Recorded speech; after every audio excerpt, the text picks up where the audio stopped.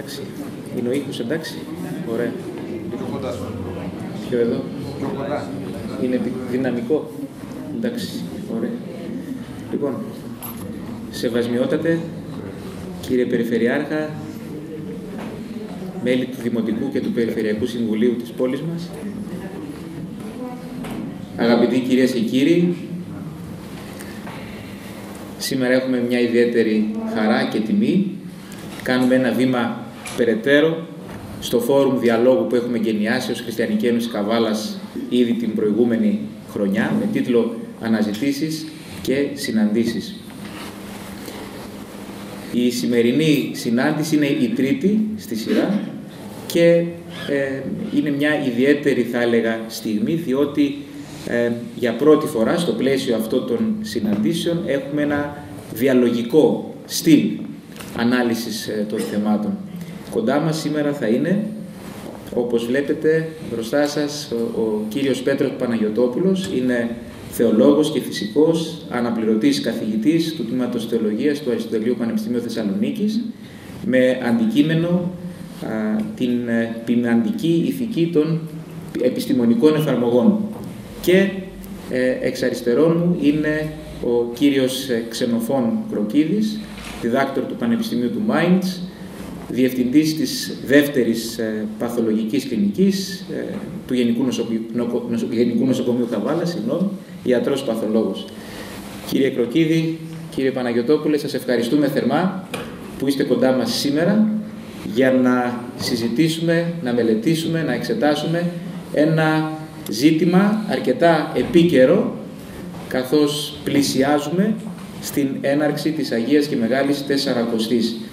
Και όπως είπαμε και στην αρχή, το θέμα αυτό θα το προσεγγίσουμε μέσα σε ένα διαλογικό πλαίσιο.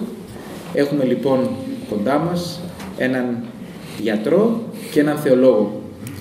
Έτσι λοιπόν θα δούμε το ζήτημα κυρίως της νηστείας μέσα στην πορεία της Μεγάλης Τεσσαρακοστής μέσα από δύο διαφορετικές οπτικές γωνίες, οι οποίες μάλλον όπως δείχνουν τα πράγματα συγκλίνουν σε αρκετά σημεία.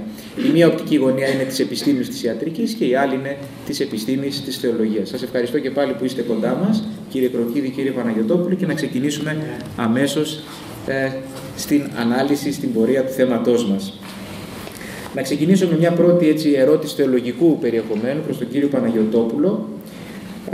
Τι σημαίνει γενικά η νηστεία για την Ορθόδοξη Εκκλησία?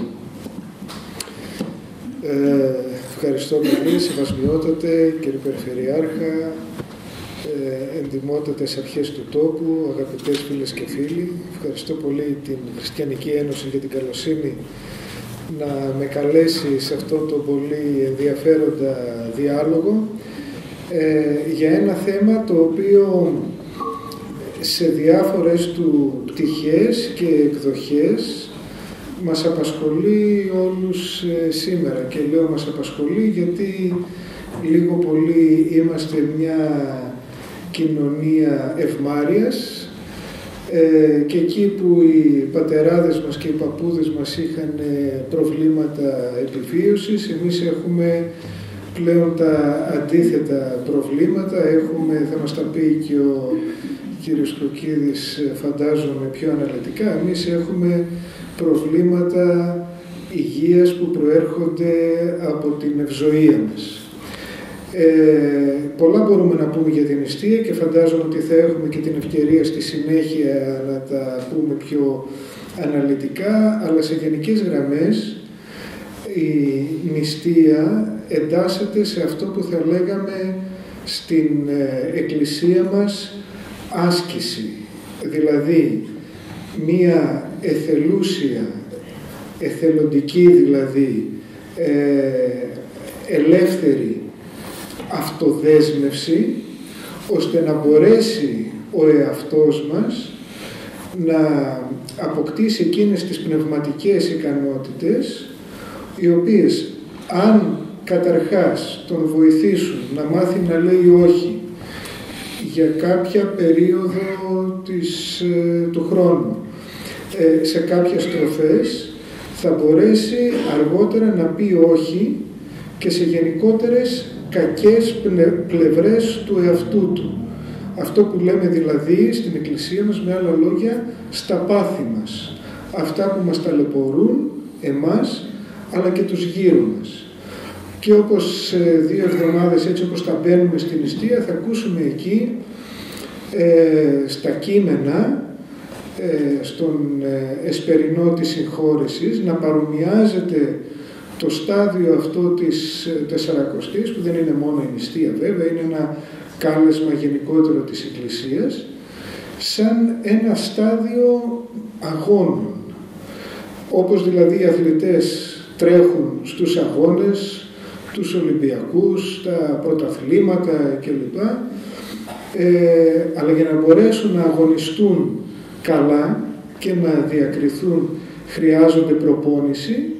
Η νηστεία είναι ακριβώς αυτό το πράγμα. Είναι η προπόνηση, είναι αυτό που κάνει ο καθένας μόνος του, ώστε να μπορέσει σε δύσκολα διλήμματα που θα του έρθουν μπροστά του να δώσει μια καλή απάντηση.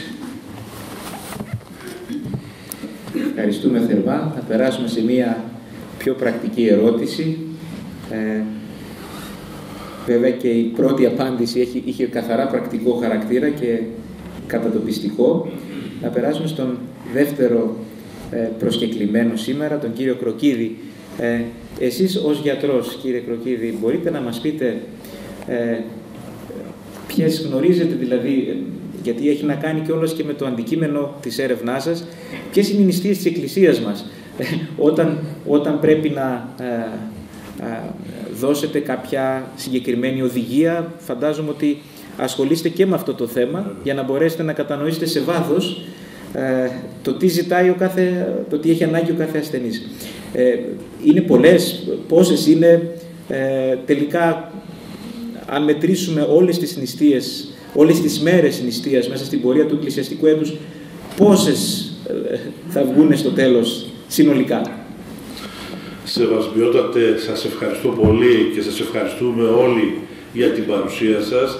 Κυρίες και κύριοι πρόσωποι των τοπικών αρχών, μερικούς από τους οποίους είμαστε και συναγωνιστές, κυρίες και κύριοι, φίλες και φίλοι, και εγώ από τη μεριά μου θέλω να σας ευχαριστήσω για το γεγονός ότι μια πολύ όμορφη ημέρα βρήκατε τον χώρο, τον χρόνο και τη διάθεση να έρθετε να ακούσετε κάποια πράγματα.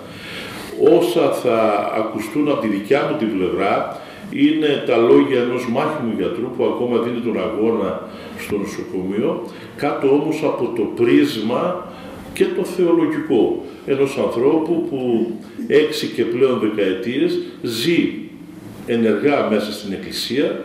Είμαι παιδί εδώ Καβαλιώτης, στην μεταμόρφωση του Σωτήρους γεννήθηκα και μεγάλωσα.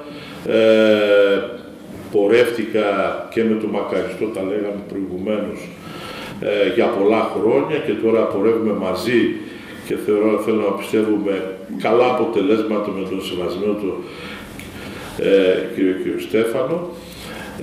Να ξεκινήσω λίγο πριν να αναφέρω νούμερα και πάμε στην πεζή πραγματικότητα και να πω αυτό που έχει να κάνει, παρότι είμαι γιατρός και υποτίθεται ότι ναι, μια ειδικότητα, όπως θα πούμε στη συνέχεια, είναι και ψυχιατρική, αλλά κυρίως ο γιατρός ασχολείται με το σώμα.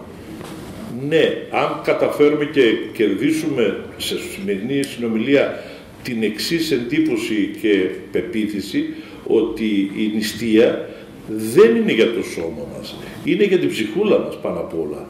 Αυτό είναι το ένα από τα συμπεράσματα που πρέπει να βγει φεύγοντας από αυτόν τον φιλόξενο χώρο.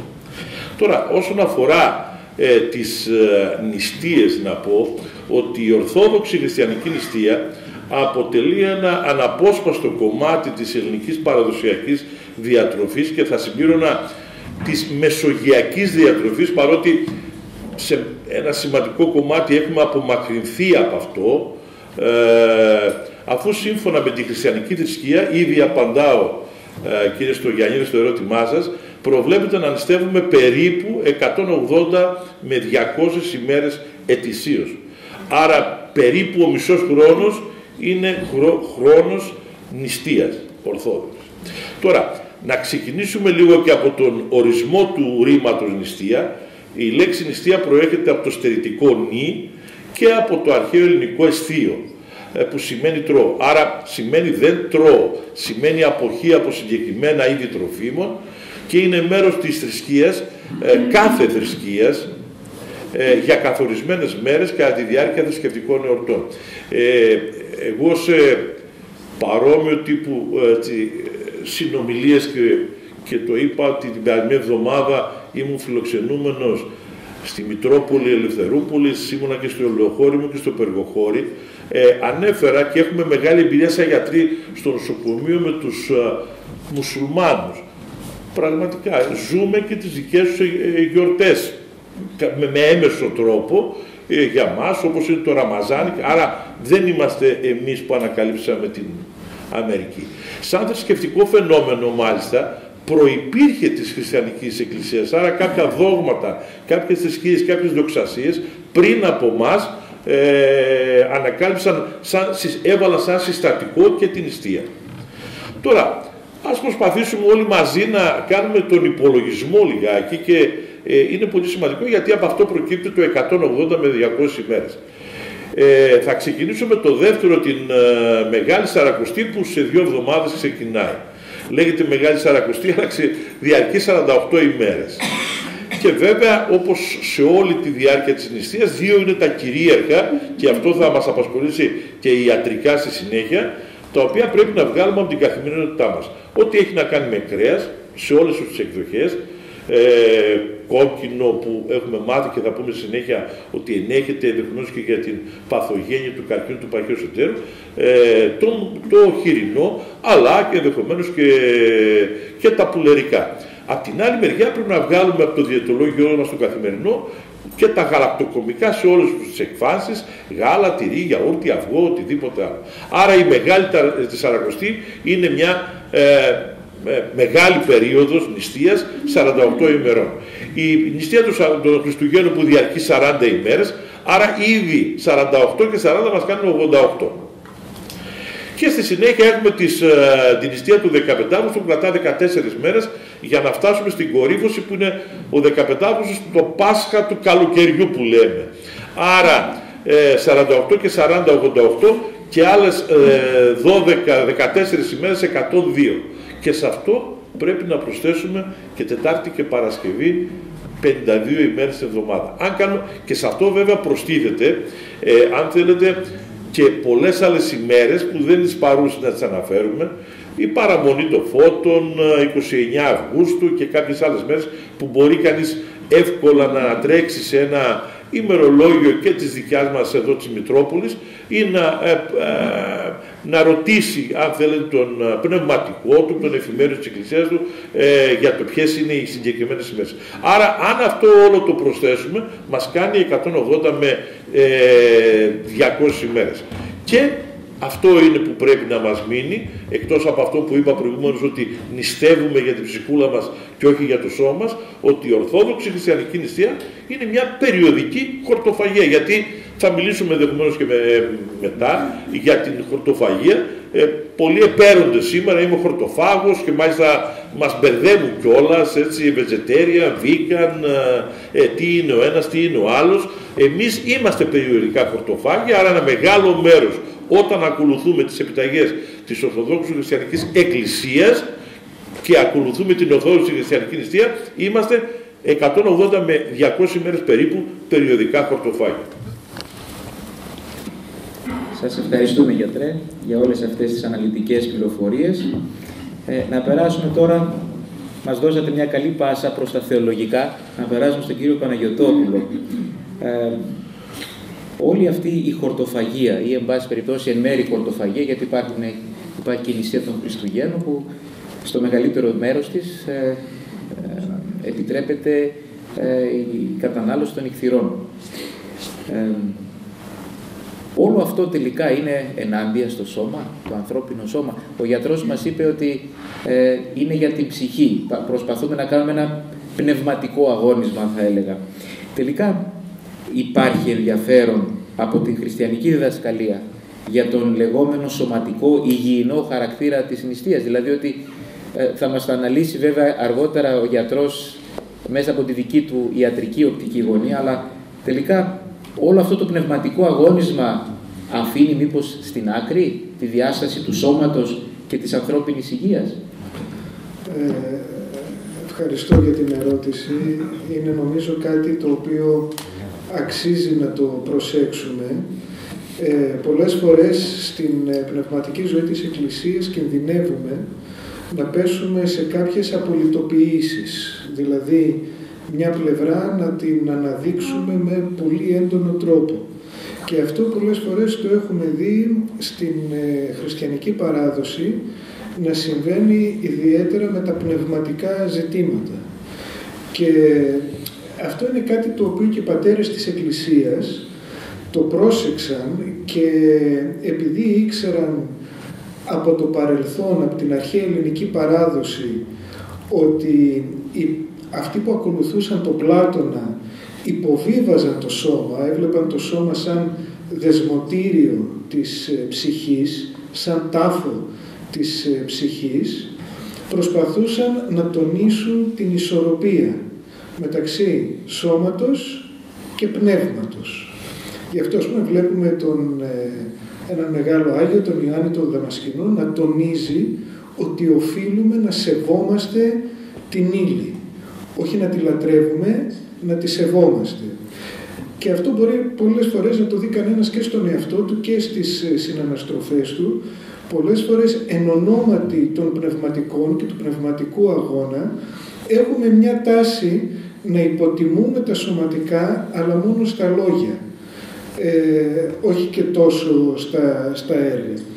Λοιπόν, η Εκκλησία έχει φροντίσει να τηρεί τις ισορροπίες, αναγνωρίζει τη σημασία του σώματος, καλεί να το φροντίσουμε το σώμα μας, το θεωρεί ναό, κατοικητήριο του Αγίου Πνεύματος, αλλά από την άλλη πλευρά προσέχει πάλι να μην το ειδωλοποιήσουμε και αυτό. Έτσι λοιπόν πραγματικά η χορτοφαγία ή η προσεγμένη, θα λέγαμε, διατροφή είναι κάτι που δεν διαλαμβάνει της προσοχής, δεν φεύγει, δεν ξεφεύγει από την προσοχή της Εκκλησίας. Την ενδιαφέρει οπωσδήποτε και μία υγιεινή διατροφή.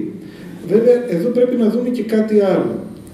Πως όταν λέμε στην Εκκλησία νηστεία, εννοούμε μία περίοδο στην οποία τα θρεπτικά συστατικά με τα οποία τρεφόμαστε είναι σχετικά φτωχά. Όχι πολύ και απολύτως, αλλά σχετικά φτωχά. Και γι' αυτό το λόγο εξηγείται γιατί, ας πούμε, επιτρέπεται να τρώμε ελιές, αλλά όχι λάδι, σε μέρες ξηροφαγίας, αλάδοτο που λέμε. Ή γιατί δεν μπορούμε να φάμε ψάρι, αλλά τρώμε ταραμά.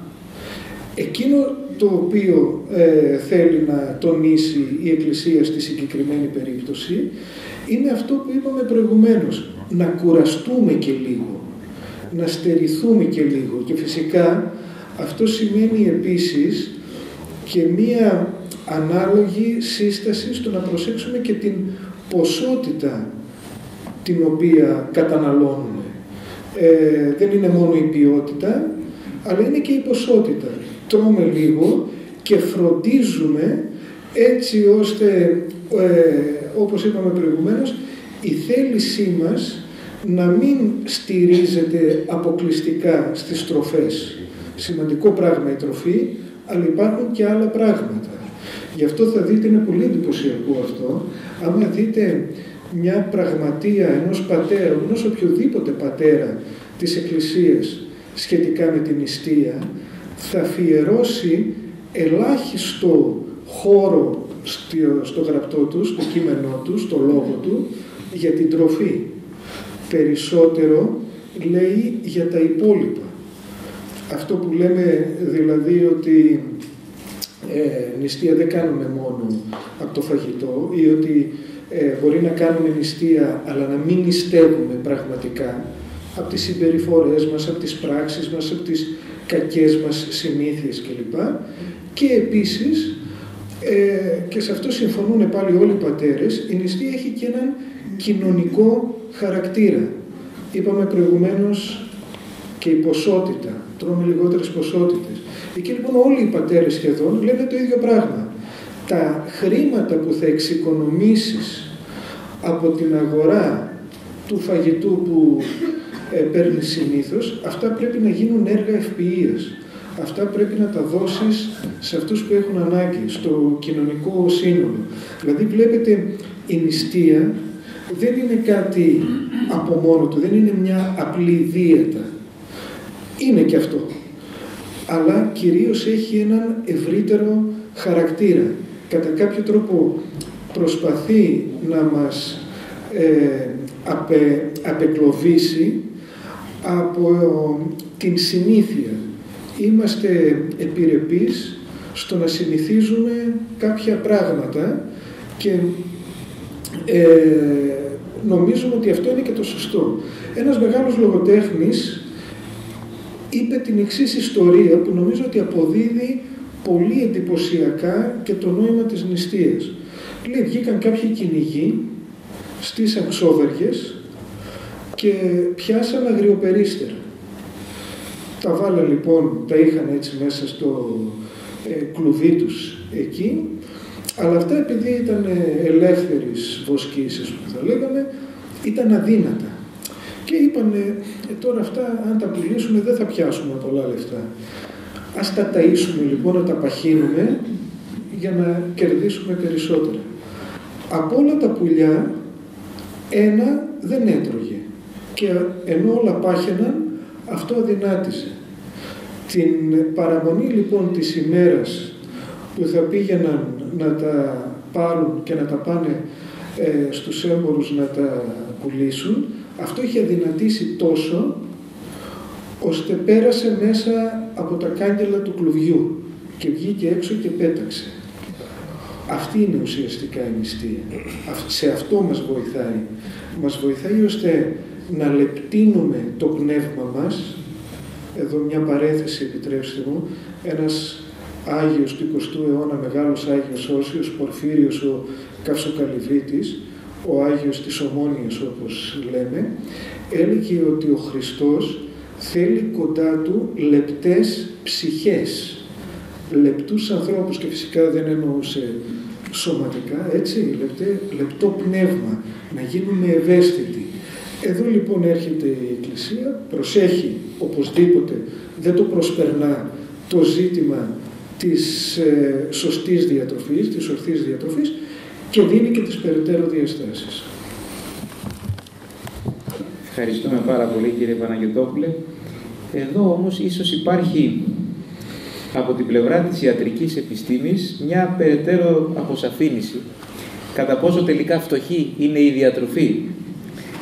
Θα απευθυνθούμε τώρα στον κύριο Κροκύρη με το εξής ερώτημα. Υπάρχουν τρία βασικά στοιχεία της διατροφής μας, τα οποία όλοι οι άνθρωποι έχουμε ανάγκη για τη διαβίωσή μας.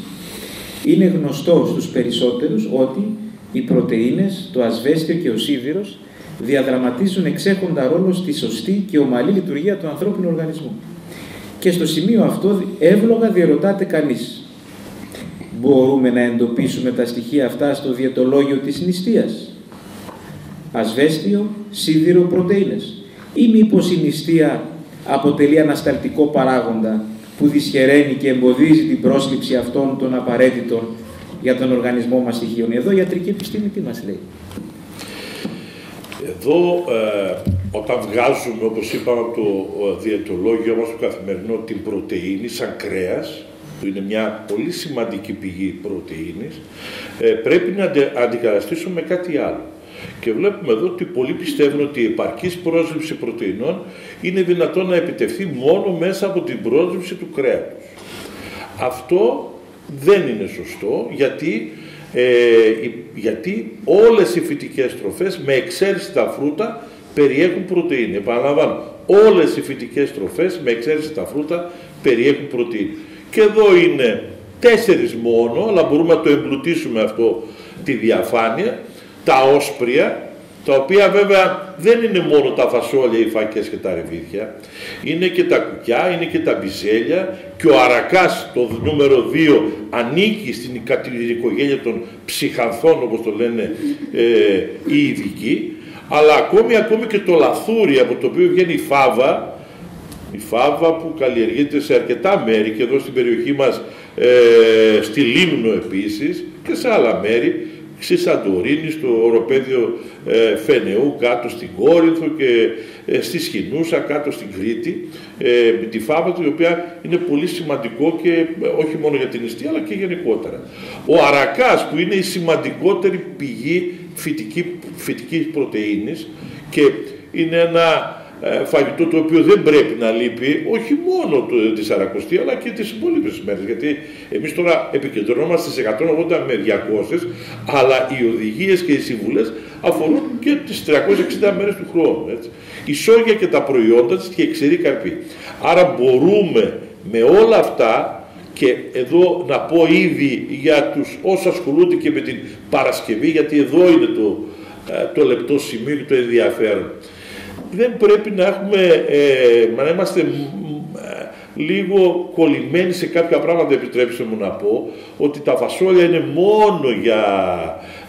μόνο για σούπα, ή οι φακές επίσης, τα ρεβίθια. Μπορούμε να κάνουμε πολλά πράγματα, να αναφέρω τα ρεβίθια. Μπορούμε να κάνουμε και τη σούπα με ρεβίθια, μπορούμε να κάνουμε και το χούμους μαζί με ταχίνι, που είναι μια υπερτροφή και δεν πρέπει να έχει θέση στο διαιτολόγιο μας μόνο πάλι την περίοδο της νηστείας.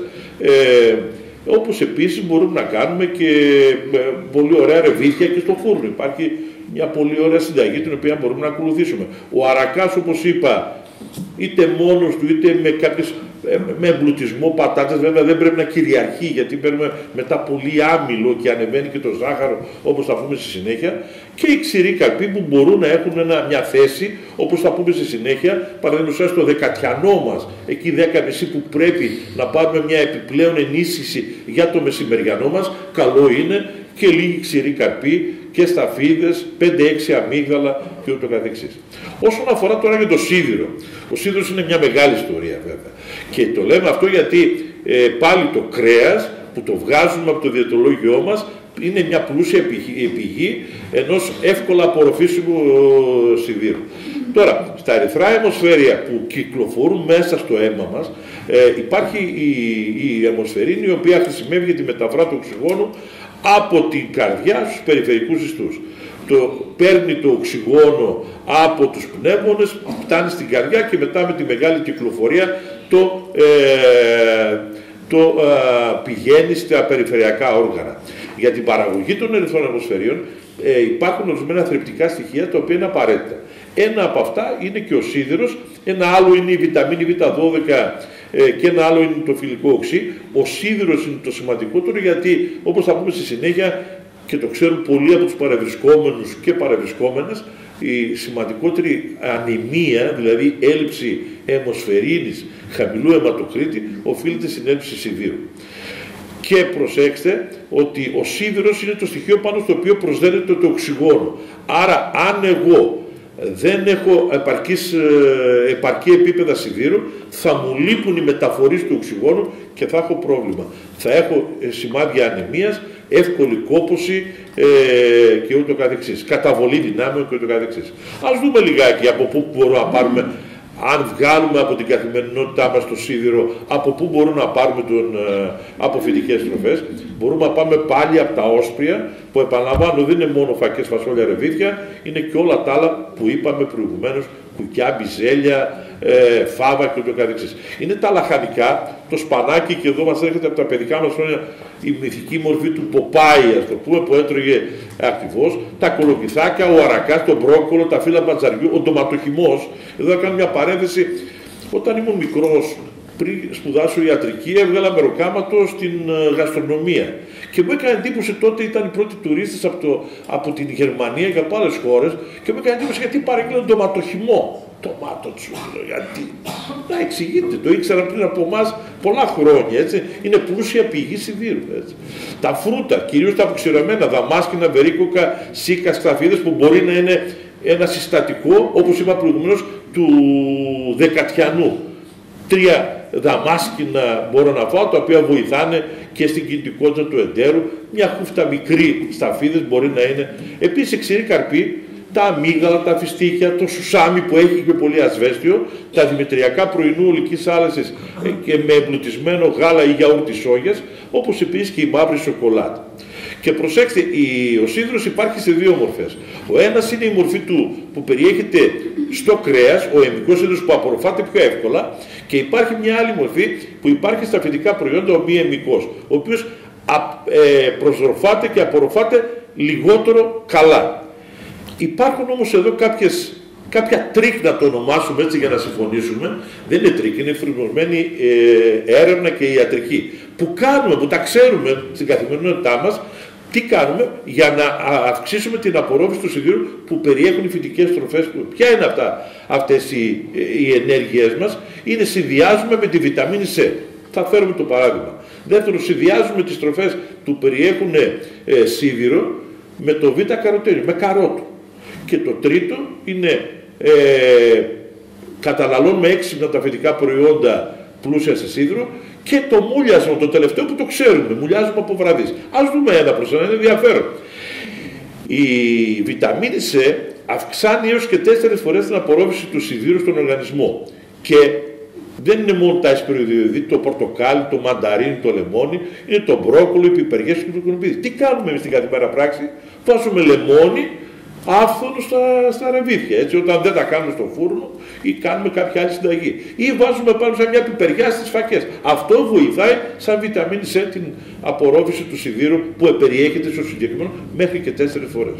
Το δεύτερο που κάνουμε είναι να βάλουμε στα όσπρια που κάνουμε καρότο, γιατί περιέχει β-καροτένιο. Το β-καροτένιο αυξάνει την απορρόφηση του σιδήρου και δεν περιέχεται μόνο στο καρότο, στα βερίκουα, στο σπανάκι, στο μαρούλι, στο μπρόκολο. Και γι' αυτό ακριβώς βάζουμε το καρότο στα φασόλια. Το τρίτο, που ενδεχομένως δεν το ξέρουμε τόσο πολύ, αλλά το έχουμε ακούσει ενδεχομένως, ότι υπάρχουν κάποιες τροφές, οι τανίνες, οι οποίες εμποδίζουν και μειώνουν την απορρόφηση του σιδήρου. Οι τανίνες αυτές περιέχονται σε κάποια προσφυλή σε όλους μας ροφήματα, όπως είναι το χαμομήλι, το κακάο, το τσάι. Και εδώ είναι ακριβώς η συμβουλή. Αν θέλουμε να καταναλώσουμε τα ροφήματα, και πρέπει, και όχι μόνο την περίοδο της νηστείας και όχι και την υπόλοιπη περίοδο, καλό είναι να επιλέξουμε να τα καταναλώσουμε μεταξύ των γευμάτων και όχι σε συνάρτηση κοντά σε ένα γεύμα. Και το τελευταίο που κάνουμε είναι να μουλιάζουμε από βραδύ στα φασόλια. Γιατί το κάνουμε αυτό? Γιατί υπάρχουν πολλές τροφές, όπως τα όσπρια, περιέχουν κάποια φυτικά οξέα που μειώνουν την απορρόφηση του σιδήρου. Με το μούλιασμα των τροφών πριν το μαγείρεμα μειώνεται η δραστικότητα αυτών των φυτικών οξέων και πετάμε φυσικά το νερό και φυσικά τα βράζουμε την επόμενη μέρα. Άρα με το να μουλιάσουμε τα φασόλια βοηθάμε την απορρόφηση του σιδήρου. Και ας δούμε λιγάκι το ασβέστιο. Η πρόσβαση του ασβεστίου έχει συνδεθεί στο μυαλό των περισσότερων με την κατανάλωση γαλακτοκομικών. Γάλα, γιαούρτι, τυρί, αν θέλετε και αυγά. Κι όμως οι ανάγκες της σιδήρου μπορούν να καλυφθούν και από φυτικές πτυχές. Τα πράσινα φυλλώδη λαχανικά, το μπρόκολο, τα αμύγδαλα, το σουσάμι, τα αποξηραμένα φρούτα περιέχουν πλούσιες πηγές σε ασβέστιο. Εδώ θα κάνω μια ανοίξη. Θα κάνω μια στάση στα φυλλώδη λαχανικά. Υπάρχουν κάποια ανάμεσά μας που έχουν χειρουργηθεί από καρδιοχειρουργό, έχουν αντικαταστήσει μια βαλβίδα με μεταλλική, ή υπάρχουν και κάποιοι ανάμεσά μας που έχουν αυτή τη συχνότερη αριθμία που λέγεται κοπική μαρμαργή. Όσο μεγαλώνουμε σε ηλικία, η πιθανότητα να συναντηθούμε μαζί της είναι μεγάλη, που παίρνουν ακριβώς αυτό το συντρόμ, λέμε το εμπορικό σκεύασμα, να δεν κάνουμε καμιά γκρίζα διαφήμιση. Όσοι ακριβώς κάνουν κατανάλωση του συγκεκριμένου σκευάσματος, πρέπει να αποφεύγουν τα πράσινα φυλλώδη, γιατί αλληλεπιδρούν και αυξάνεται η δραστικότητα του φαρμάκου και υπάρχει κίνδυνος αιμορραγιών. Τώρα, τι να προσέξουμε στο ασβέστιο? Τα οξαλικά οξέα που περιέχονται στο σπανάκι και στα φύλλα του παντζαριού μειώνουν την απορρόφηση του ασβεστίου. Με το μαγείρεμά του ένα μέρος των οξαλικών οξέων αποβάλλεται και το ασβέστιο τους απορροφάται καλύτερα από τον οργανισμό. Αντίθετα, το ασβέστιο από λαχανικά με λιγότερα οξαλικά, όπως είναι το μπρόκολο, όπως είναι η λαχανίδα, όσο και αν ακούγεται παράξενο, απορροφάται καλύτερα ακόμη και από το ασβέστιο του γάλακτος. Άρα μπορούμε με όλα αυτά που είπα, τα φυτικά προϊόντα, και αν θέλετε και με αυτές τις συμβουλές, τρίκα τις ονομάσουμε, συμβουλές είναι πολύ σημαντικές, να αυξήσουμε την απορρόφηση του σιδήρου, να έχουμε επαρκή ποσότητα πρωτεΐνης καθημερινά, αλλά και επαρκές ποσότητες ασβεστίου, προκειμένου να μην διακινδυνεύσει ούτε κάποιος να αποκτήσει οστεοπόρωση, ούτε κάποιος να αποκτήσει υδροπενική ανεμία, ούτε και κάποιος όταν έχει οστεοπόρωση και ή υδροπενική ανεμία, ακολουθώντας την Ορθόδοξη Χριστιανική νηστεία, να διακινδυνεύσει. Και δεν το λέω εγώ. Το λένε μελέτες οι οποίες έχουν δημοσιευθεί σε πολύ έγκριτα περιοδικά. Υπάρχει μια ομάδα στο Πανεπιστήμιο της Κρήτης από τον καθηγητή Καφάτο, ο οποίος ασχολείται με το μεγαλύτερο βέβαια στο κάδρο με τη μεσογειακή διατροφή και με τη συνιστόσα την Ορθόδοξη Χριστιανική νηστεία, και έχει δείξει με μελέτες ότι ούτε κινδυνεύουμε από την ελλειπή λήψη κρέατος, ούτε κινδυνεύουμε από την αντικατάσταση του γάλακτος με τα προϊόντα που είπαμε, δηλαδή με το ασβέστιο, ούτε κινδυνεύουμε από το σίδηρο που τον παίρνουμε από τις τροφές με τις οποίες αναφέραμε. Άρα υπάρχει και η επιστημονική τεκμηρίωση από πολλές ομάδες, κυρίως αναφέρω του καθηγητή Καφάτου από το Πανεπιστήμιο, αλλά και άλλες, και εδώ στο Πανεπιστήμιο του Αριστοτέλειου, αλλά και αλλού ασχολούνται, και από το Χαροκόπιο, ένα ειδικό έτσι πανεπιστήμιο στον τομέα αυτό, που ασχολείται με όλα αυτά τα θέματα για τα οποία μιλάμε σήμερα. Ευχαριστούμε πολύ, γιατρέ. Επομένως, με βάση τα όσα έχουμε προσεγγίσει μέχρι στιγμής, βλέπουμε ότι το χαρακτηριστικό της νηστείας στην Ορθόδοξη Εκκλησία για τη Μεγάλη Τεσσαρακοστή ιδιαιτέρως είναι η χορτοφαγία, το βασικό στοιχείο. Εδώ λοιπόν υπάρχουν δύο ερωτήματα θεολογικής φύσεως. Το ένα είναι ότι τελικά υπάρχει κάποια διαφορά από αυτό το κίνημα ή τις σύγχρονες τάσεις χορτοφαγίας του κινήματος vegan. Κάποιος λέει για παράδειγμα, εγώ είμαι vegan. Σε τι διαφέρει αυτός ο κάποιος από έναν που θέλει να νηστεύσει συνειδητά μέσα στον χώρο της Ορθόδοξης Εκκλησίας? Το ένα είναι αυτό. Και το δεύτερο, τελικά από τη μια έχουμε την χορτοφαγία, η οποία μπορεί φαινομενολογικά, μπορώ να το πω έτσι, να μην διαφέρει και σε πολλά πράγματα από τις τάσεις και τους προσανατολισμούς του κινήματος vegan. Από την άλλη όμως αναζητούμε στο πλαίσιο αυτής της μυστήσιμης χορτοφαγίας διάφορα υποκατάστατα. Άρα λοιπόν έχουμε δύο πράγματα που πρέπει λίγο να τα αποσαφηνίσουμε θεολογικά. Το ένα είναι ποια είναι η σχέση της Εκκλησίας μας, της εκκλησιαστικής ζωής, της εναγιοπνεύματης ζωής όπως διηγεύεται και την προτείνει η Εκκλησία για όλο τον κόσμο, απέναντι σε μια χορτοφαγία μη εκκλησιαστική. Βλέπε για παράδειγμα κίνημα vegan. Και από την άλλη, ποια είναι η σχέση της εκκλησιαστικής ζωής και της εκκλησιαστικής νηστείας, να το πούμε έτσι συγκεκριμένα,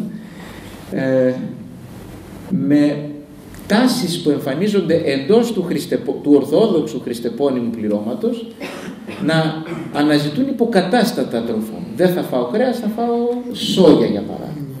Ή θα βαφτίσω, συγχωρέστε μου για τη φράση έτσι, το τάδε τρόφιμο νηστίσιμο επειδή είναι χορτοφαγικό και άρα θα έχω και εγώ τη συνείδησή μου ήσυχη ότι νηστεύω. Τελικά όλα αυτά τα πράγματα εσείς πώς τα βλέπετε από την θεολογική οπτική γωνία? Είναι εξαιρετικά ενδιαφέροντα τα ερωτήματα και ειδικά στις μέρες μας που και τα κινήματα του βιγκανισμού αλλά και η διάδοση των υποκαταστάτων είναι πολύ διαδεδομένη. Λοιπόν, καταρχάς να πούμε ότι η νηστεία στην Εκκλησία έχει έναν χαρακτήρα χριστοκεντρικό και γενικά όλη η ζωή μας οφείλει να έχει μία αναφορά στο πρόσωπο του Χριστού. Να πω το εξής, στην Εκκλησία, μάλλον στον κόσμο γενικά υπάρχουν αξίες και ιδεώδη. Η αγάπη, η φιλία, η ειρήνη, που είναι σημαντικά πράγματα και απολύτως σεβαστά και τα ζητάμε και τα επιδιώκουμε και προσευχόμαστε να υπάρχουν. Στην Εκκλησία όμως υπάρχει και κάτι άλλο, ότι αυτά δεν είναι πράγματα. η αγάπη δεν είναι μία αξία, δεν είναι απλώς κάτι σημαντικό. Η αγάπη είναι ο ίδιος ο Χριστός. Είναι πρόσωπο δηλαδή και συγκεκριμένο πρόσωπο. Το είχε πει εκείνος. Προηγουμένως ο γιατρός είπε κάτι πολύ σημαντικό. Είπε ότι και άλλες θρησκευτικές παραδόσεις έχουν στο πνευματικό τους οπλοστάσιο, ας πούμε, την νηστεία. Στον χριστιανισμό συμβαίνει το εξής. Λέμε ότι η νηστεία είναι συνομήλικη του ανθρώπου. Γιατί? Γιατί η εντολή που έδωσε ο Θεός στους πρωτοπλάστους ήταν ένα είδος νηστείας. Τους είπε, τα έχετε όλα, όλος ο παράδεισος είναι δικό σας, εγώ από σας ένα πράγμα θέλω, να μην φάτε από το συγκεκριμένο δέντρο. Και οι πρωτόπλαστοι έκαναν αυτό που θα έκανε ο καθένας από εμάς. Υπάρχει έτσι μια χαρακτηριστική διοίκηση, εγώ την έχω ακούσει στο Άγιο Όρος. Πήγε κάποιος και λέει σε έναν μοναχό, θέλω πολύ να νηστέψω, αλλά δεν μπορώ. Είμαι πολύ αδύνατος στην θέλησή μου. Καλά, του λέει ο μοναχός, εντάξει, πες μου, λέει, ένα φαγητό που δεν σου αρέσει. Λέει αυτός, οι μπάμιες. Μάλιστα, λέει. Λοιπόν, θα σου βάλω τον εξής κανόνα. Η νηστεία η δικιά σου θα έχει οτιδήποτε, μπορείς να τρως από όλα, εκτός από μπάμιες. Λέει αυτός, μα γέροντα, αυτό ούτως ή άλλως το κάνω, τρώω από όλα εκτός από μπάμιες. Ωραία, λέει. Θα κάνεις το ίδιο τώρα, αλλά θα το κάνεις γνωρίζοντας ότι αυτό είναι ο κανόνας σου. Πέρασε ένας μήνας και ξαναπήγε ο άνθρωπος στον μοναχό και του λέει, γέροντα, έφαγα μπάμιες. Έτσι είμαστε οι άνθρωποι. Αυτή είναι η φύση μας. Έχουμε τη ροπή προς το απαγορευμένο. Μας αρέσει, δεν μας αρέσει. Λοιπόν, η εντολή κατά κάποιο τρόπο της νηστείας έχει να κάνει με την απώλεια του παραδείσου και με αυτό μάλλον. Άρα η νηστεία δεν είναι απλώς μία χορτοφαγία, είναι μία αναφορά και αν θέλετε έτσι να το πούμε και λίγο πιο εκκλησιαστικά, μία υπακοή στην εντολή της Εκκλησίας. Και φυσικά δεν είναι τυχαίο ότι λέμε η Αγία και Μεγάλη Τεσσαρακοστή είναι μία αρχαία νηστεία η οποία θεσπίστηκε ακριβώς σε ανάμνηση, εκτός από την προετοιμασία για τη Μεγάλη Εβδομάδα και για τα γεγονότα τα μεγάλα των παθών, αλλά και σε ανάμνηση της τεσσαρακοθήμερης παρουσίας του Χριστού στην έρημο. Λοιπόν, πολλά πράγματα στην Εκκλησία δεν τα κάνουμε απλώς γιατί είναι καλά. Είναι καλά. Αλλά τα κάνουμε γιατί εντασσόμαστε σε ένα ευρύτερο σύνολο. Και αυτό το σύνολο είμαστε και εμείς που ζούμε τώρα, το σώμα της Εκκλησίας που λέμε, ο επίσκοπος, ο κλήρος, ο λαός, είναι και το παρελθόν που μας τα παρέδωσε αυτά, η παράδοση που λέμε, και είναι αυτό το οποίο θα κληροδοτήσουμε και εμείς με τη σειρά μας στους επόμενους.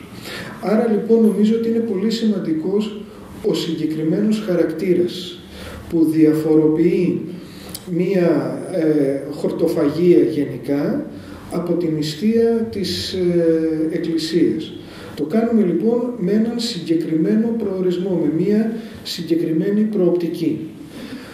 Τώρα, όσον αφορά τα υποκατάστατα, ναι, και εδώ υπάρχει ένα σαφές ζήτημα. Αλλά εδώ πάλι πρέπει να δούμε και το εξής, ότι στην Εκκλησία αναγνωρίζουμε και οφείλουμε να αναγνωρίζουμε την αδυναμία του καθενός. Μου έκανε πολύ μεγάλη εντύπωση πριν από κάποια χρόνια. Ήμουν παρόν σε μια συζήτηση και ήταν ένας μοναχός πάλι, που ήταν και πολύ ασκητικός μάλιστα, και τον ρώτησαν αυτό το πράγμα και μάλιστα το ρώτησαν και λίγο έτσι εμφατικά. θέλοντας και να εκμεεύσουν και την απάντηση, την κατάλληλη απάντηση. Του είπαν, γέροντα, είναι νηστεία τώρα αυτό που κάνουμε, που έχουμε τη σόγια, τα υποκατάστατα.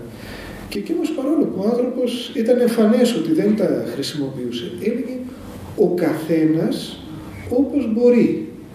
Αν μπορείς και έτσι να κάνεις την νηστεία, κάνε την έτσι.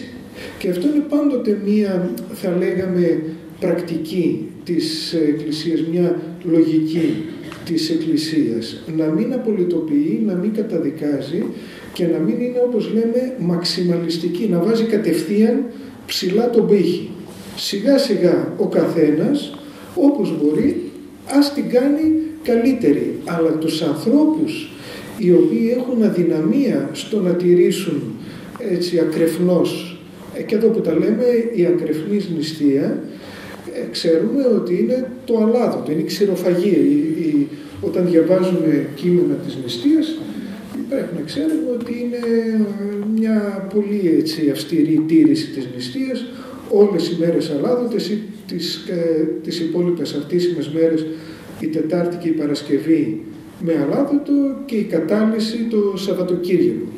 Αλλά εν πάση περιπτώσει εδώ υπάρχει και ένα σαφές πνεύμα συγκατάβασης και οικονομίας στην αδυναμία του ανθρώπου. Ότι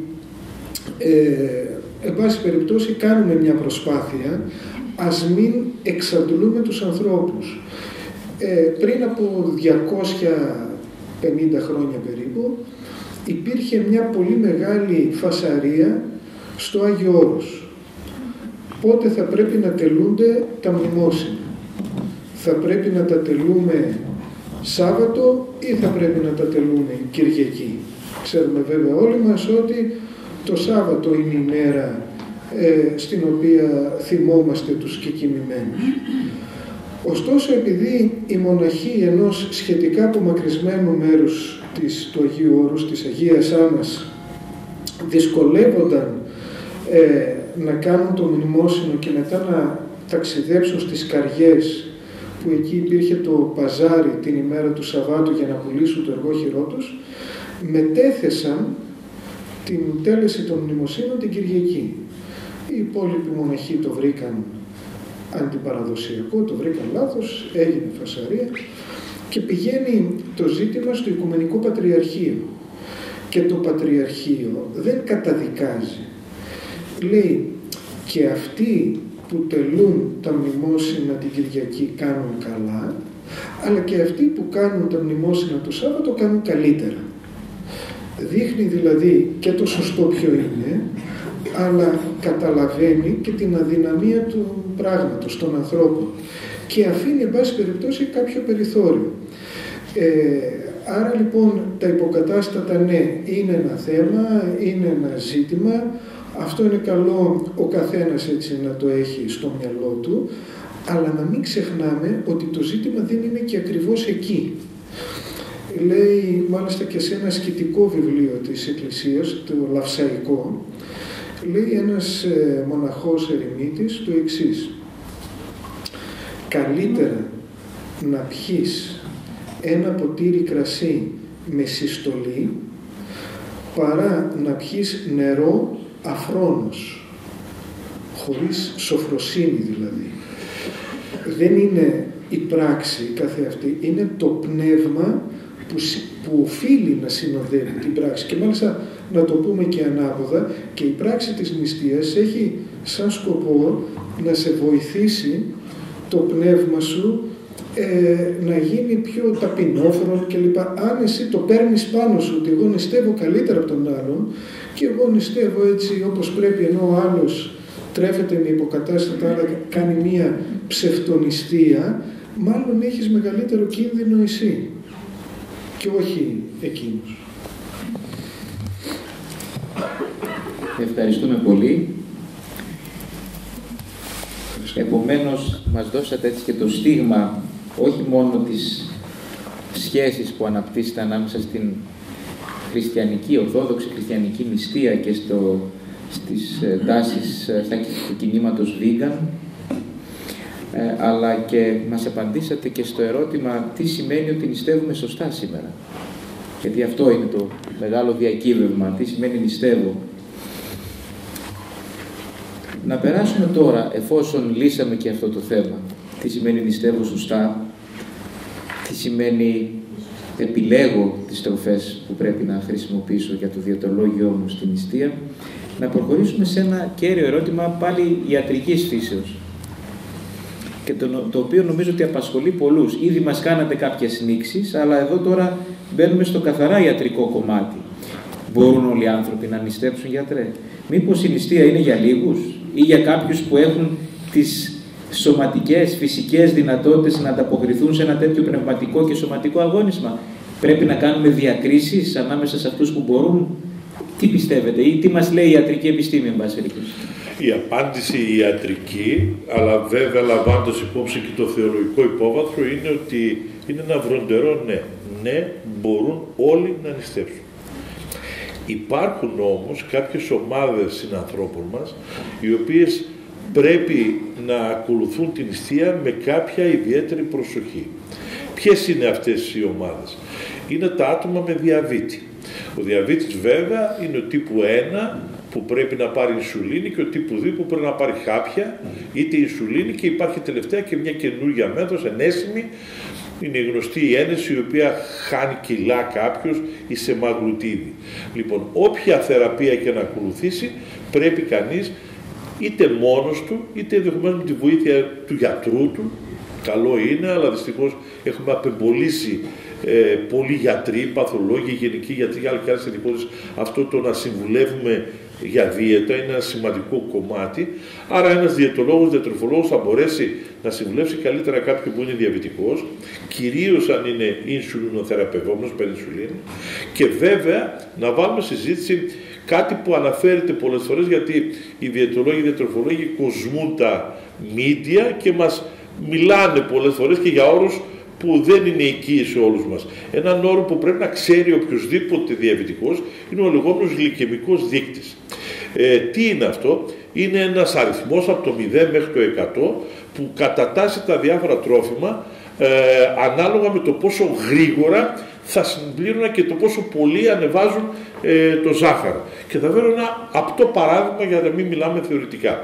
Αν φάω ένα κομμάτι πάστα, το οποίο είναι ένα γαλακτομπόρικο, μια σοκολατίνα, μια χιονάτη, αλλά φάω και το ίδιο κομμάτι από σμιγδαλάνιο χαλβά, δεν το επιλέγω τυχαία, είναι και νηστίσιμο, η πάστα θα ανεβάσει περισσότερο και πιο γρήγορα το ζάχαρο από ότι ο σμιγδαλάνιος χαλβάς. Άρα ένα, αν θέλετε, δίδαγμα που μπορούμε να βγάλουμε, αν θέλω να κάνω την παρασπονδία, παρότι είμαι και διαβητικός, καλύτερα να φάω ένα σμιγδαλάνιο χαλβά που εύκολα γίνεται, η συνταγή 1, 2, 3, 4, λοιπόν, και αν θέλετε νιώθω και τη χαρά της δημιουργίας, γιατί σε όλα αυτά που λέμε σήμερα πρέπει να νιώθουμε και τη χαρά της δημιουργίας που τα κάνουμε οι ίδιοι, έτσι, και δεν πάω από το πρώτο, παρότι εγώ είμαι ανοιχτός σαν άνθρωπος και σαν γιατρός και από τα καταστήματα που πρέπει και αυτά να ζήσουν και οι καταστηματάρχες, αλλά να νιώσουν τη χαρά της δημιουργίας.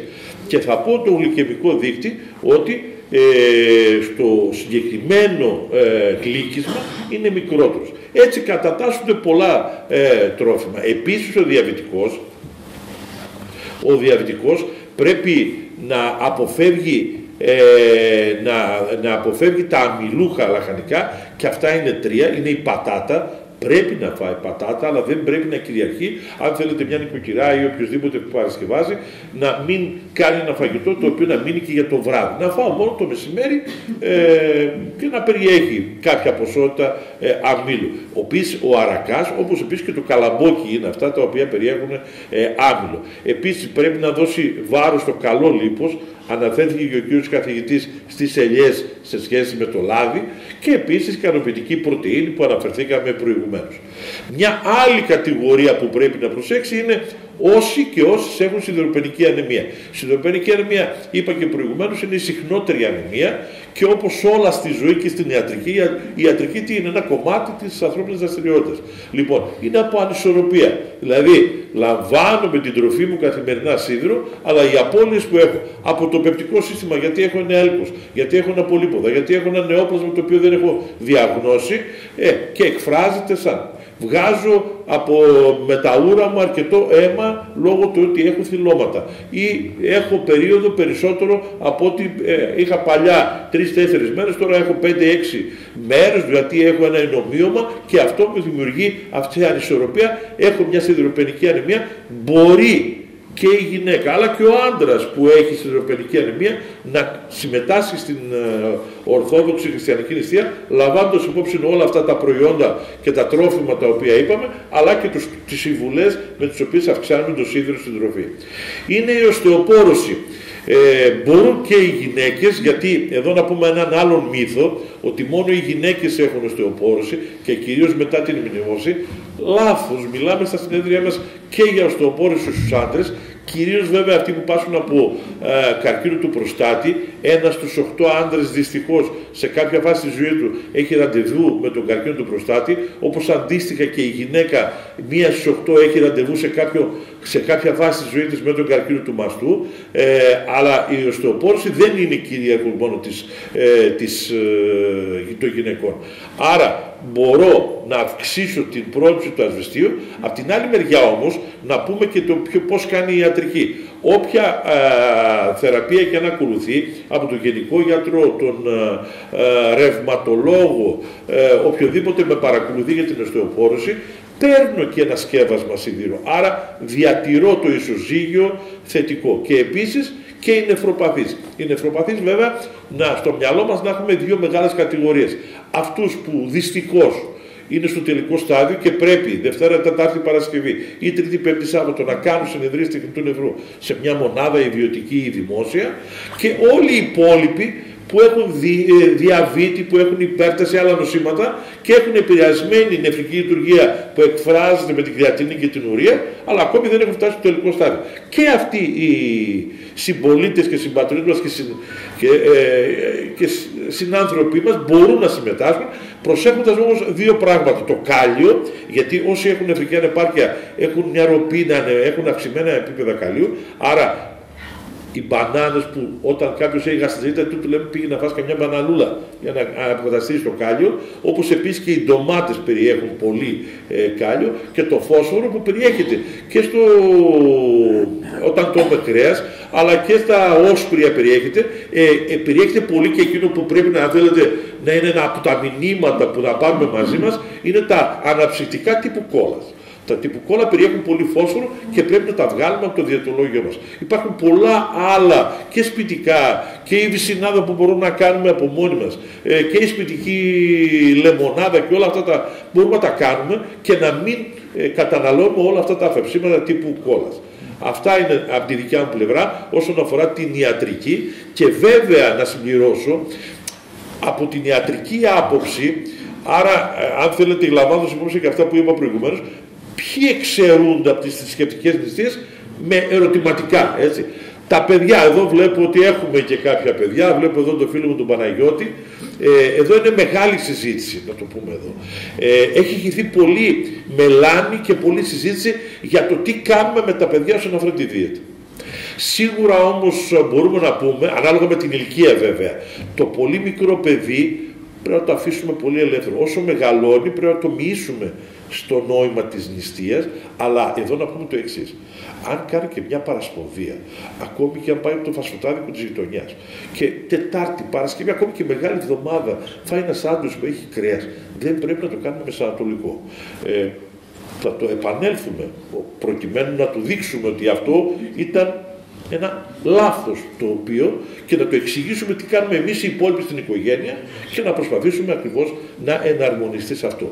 Οι ασθενείς εδώ εννοούμε τους ασθενείς οι οποίοι είναι οξέα προβλήματα. Δηλαδή, όταν βγει από το νοσοκομείο, κύριε Γρανά, κάποιος με οξέα παγκρατίτιδα, πρέπει να ακολουθήσει κάποιο συγκεκριμένο διατολόγιο, άρα μάλλον για κάποιο χρονικό διάστημα δικαιολογημένα απόσχει. Τώρα, οι γυναίκες σε κάποιες τρεις ιδιαίτερες κατηγορίες. Οι έγκυες, οι θυλάζουσες και οι γυναίκες έμεινορείς. Και οι τρεις κατηγορίες γυναικών μπορούν κάλλιστα να συμμετέχουν στην Ορθόδοξη Χριστιανική νηστεία, προσέχοντας όμως στο ασβέστιο που θα πάρουν, το σίδηρο που θα πάρουν και ούτω καθεξής. Οι ταξιδιώτες. Εδώ τώρα είναι γνωστή η φράση ότι ο ταξιδιώτες, εδώ μάλλον σκεφτείτε έναν οδηγό ο οποίος πάει δρομολόγιο στην Αβέρσα και είναι δύσκολο στον δρόμο να έχει πρόσβαση σε μια τροφή η οποία να εμπίπτει μέσα στους κανόνες της Ορθοδόξου Χριστιανικής νηστείας. Εάν το επιθυμεί πολύ, το κάνει ακριβώς. Παίρνει το ταπεράκι που υπόθηκε προηγουμένως και ενδεχομένως το υιοθετεί. Και τέλος τα άτομα με ψυχιατρικές παθίες. Έλεγα και προχθές, όπως σας είπα που ήμουνα στο Ελαιοχώρι και στο Πυργοχώρι, ότι από τα φοιτητικά μας χρόνια, όσοι είμαστε γιατροί σε αυτή την αίθουσα, δύο είναι μεγάλες κατηγορίες ψυχιατρικών ασθενών. Είναι αυτοί που έχουν μείζοκατάθλιψη, όχι στεναχώρια που έχω από την απώλεια ενός προφυλούς, μιλάμε για μείζοκατάθλιψη, και η διπολική διαταραχή, η μάνιοκατάθλιψη, είναι αυτό που έχει αυτή τη στιγμή ο παλαιοχριστιανός που κυριαρχεί στα κανάλια αυτές τις ημέρες. Λοιπόν, οι δύο κατηγορίες αυτές. Όταν όμως εμένα με παρακολουθεί ο ψυχίατρος, ο ψυχολόγος μου, είμαι σταθεροποιημένος, κάλλιστα μπορώ και εγώ σαν ψυχιατρικός ασθενής να συμμετάχω στην Ορθόδοξη Χριστιανική νηστεία. Εάν όμως είμαι σε μια φάση απορρίθμισης, το ίδιο κάνουμε και στο νοσοκομείο που νοσηλεύονται, εκεί δεν δίνουμε τον αγώνα να τους κόψουμε το τσιγάρο, να τους αλλάξουμε συμπεριφορές, γιατί δίνει τη μάχη ακριβώς για να δαμάσει ακριβώς την ψυχική του νόσο που έχει ενδεχομένως μια παρόξηση. Άρα όλοι αυτοί, και επειδή στην ιατρική έχουμε δύο όρους, απόλυτη και σχετική αντένδειξη, θα έλεγα ότι είναι σχετικές αντενδείξεις όλες αυτές οι ομάδες συνανθρώπων μας που εξαιρούνται από την Ορθόδοξη Χριστιανική νηστεία. Ευχαριστούμε πολύ, γιατρέ, για όλα αυτά τα κατατοπιστικά σχόλια και αναλύσεις. Να δούμε και κάτι άλλο. Η νηστεία, να περάσουμε δηλαδή, επειδή βλέπουμε τον τρόπο με τον οποίο η νηστεία ως πρακτική, ως γεγονός σχέσης εκφράζει ένα είδος συνάντησης του ανθρώπου με τον κόσμο εκτός Εκκλησίας. Γνωρίζουμε ότι οι άλλες χριστιανικές ομολογίες και άλλες χριστιανικές εκκλησίες δεν τηρούν την νηστεία ή εν πάση περιπτώσει την τηρούν με έναν τρόπο πολύ διαφορετικό, πολύ πιο ας πούμε μινιμαλιστικό, αν το εκφράζω σωστά, σε σχέση με τον τρόπο, με την πρακτική που ακολουθεί η Ορθόδοξη Εκκλησία, διατηρώντας αρχαίες παραδόσεις. Εσείς, κύριε Παναγιωτόπουλε, πώς το σχολιάζετε αυτό, αυτή τη σχέση της Ορθόδοξης Εκκλησίας με άλλες χριστιανικές εκκλησίες ή ομολογίες ως προς το ζήτημα της νηστείας, ή τι ακριβώς συμβαίνει, εν πάση περιπτώσει, με αυτές και πώς η σχέση μας τελικά προσδιορίζει ίσως της Ορθόδοξης Εκκλησίας με αυτές, οριοθετεί κάποια πράγματα που είναι δηλωτικά της Ορθόδοξης Χριστιανικής ταυτότητας. Ναι, όπως και εσείς, κύριε Στογιαννίδη, αναγκαζόμαστε να συμμετάσχουμε πολλές φορές σε συνέδρια, σε συναντήσεις στο εξωτερικό με άλλους θεολόγους, άλλους πιστούς κλπ. Εκεί αυτό που βλέπουμε είναι ότι υπάρχει ένα πολύ μεγάλο ενδιαφέρον και θα μπορούσα να πω και θαυμασμός των ετερόδοξων, δηλαδή των καθολικών και των προτεστατών, απέναντι στην Ορθοδοξία, απέναντι στην Ορθόδοξη Εκκλησία. Μας βλέπουν, θα έλεγα, με έναν σεβασμό μεγάλο, με ένα δέος. Μάλιστα, έτσι να πω και κάτι χαρακτηριστικό, μου έλεγε ένας φίλος μου ιερέας, είχε πάει στο εξωτερικό, πήγε στη Ρώμη, που ξέρετε η Ρώμη έχει πάρα πολλά παλαιοχριστιανικά μνημεία, από την πρώτη περίοδο και φορούσε το ράσο του και συναντά έναν ηλικιωμένο καθολικό ιερέα, ο οποίος τον σταματάει και του λέει «Συγγνώμη, να σας ρωτήσω κάτι?» «Ναι». «Είστε Ορθόδοξος?» «Ναι». «Θα μπορούσατε να μου επιτρέψετε να προσκυνήσω το ράσο σας?» Ήταν ηλικιωμένος ο άλλος. Λέει «Βεβαίως», λέει, «αλλά γιατί?» Λέει «Είναι πάρα πολύ σημαντικό πράγμα το ράσο του Ορθόδοξου ιερέα». Εγώ λοιπόν από τις συναντήσεις που έχω με ανθρώπους ετερόδοξους βλέπω το εξής, ότι δύο είναι τα κυριότερα μεγέθη για τα οποία μας θαυμάζουν, αλλά η ακριβέστερη έκφραση θα ήταν «μας ζηλεύουν». Το ένα είναι η λειτουργία μας. Όλος αυτός ο πλούτος που έχουμε στη λειτουργία μας, όλο αυτό το μεγαλείο, καταλαβαίνουν ότι έχει ένα πάρα πολύ μεγάλο πνευματικό βάθος. Ότι δεν είναι απλώς τύποι, είναι πράγματα που λένε πολλά από μόνα τους. Και εκείνοι, καθώς τα έχουν απλοποιήσει, τα έχουν χάσει αυτά. Το άλλο είναι η πνευματικότητα. Η ορθόδοξη πνευματικότητα είναι κάτι που φτάνουν ακόμη και σε σημείο να το σπουδάζουν σε ξένα πανεπιστήμια. Και μέσα σε αυτό οπωσδήποτε είναι και η νηστεία. Μου έχει τύχει λοιπόν διαφορετικοί άνθρωποι σε διαφορετικές περιοχές και εποχές να με πάρουν κατηδίαν και να με ρωτήσουν «Πείτε μας λίγο για την ορθόδοξη νηστεία. Ξέρουμε ότι εσείς τηρείτε την νηστεία. Τι κάνετε δηλαδή ακριβώς?» Και αφού τους λέω αυτά που είπε και ο γιατρός για τις ημέρες και λοιπά και τον τρόπο, σκέφτονται πόσο το έχουν χάσει. Πόσο έχουν χάσει τη συγκεκριμένη ευκαιρία. Αλλά εδώ επιτρέψτε μου να πω και κάτι άλλο. Επειδή ξέρετε, οι άνθρωποι αυτοί πιστεύουν με έναν τρόπο, εμείς τον θεωρούμε λανθασμένο, αλλά εν πάση περιπτώσει και εμείς δεν ξέρουμε αν γεννιόμασταν σε άλλη περιοχή, σε άλλη εποχή, τι θα πιστεύαμε. Έχουν πολύ μεγάλη ευλάβεια. Εκδηλούν πολύ μεγάλη ευσέβεια.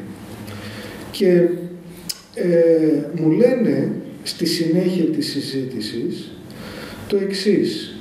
Ξέρεις, εμείς δεν έχουμε νηστεία, οι παπάδες μας έχουν μια μικρή αποχή από το φαγητό λίγο πριν να κοινωνήσουν. Ξέρω ότι και εμείς την είχαμε παλιά, δυστυχώς την χάσαμε, αλλά εγώ κάνω από μόνος μου ένα είδος νηστείας, αυτοσχέδιας. Ρωτάω δηλαδή, και εκεί άλλος μου είπε ότι προσπαθεί να μην πίνει, γιατί του αρέσει το ποτό. Άλλος μου είπε ότι προσπαθεί να μην καπνίζει ή εν πάση περιπτώσει να καπνίζει λιγότερο. Άλλος μου είπε προσπαθώ να μην φωνάζω, να μην ευριάζω, να μην βρίζω. Και αυτό με βάζει σε πολλές σκέψεις. Γιατί ξέρετε, στην νηστεία, όπως και γενικότερα στον πνευματικό αγώνα, υπάρχουν δύο μεγάλες απειλές, δύο μεγάλοι κίνδυνοι. Ο ένας κίνδυνος είναι η υποτίμηση και ο άλλος κίνδυνος είναι η τυποποίηση. Η υποτίμηση τι είναι? Είναι αυτό που λέμε, όλοι μας το έχουμε ακούσει από κάποιον, είπε και ο γιατρός προηγουμένως, ασθενής και οδηπόροι. Έτσι, αυτό δεν υπάρχει πουθενά, είναι μία έκφραση που επικράτησε έτσι στην λαϊκή αντίληψη.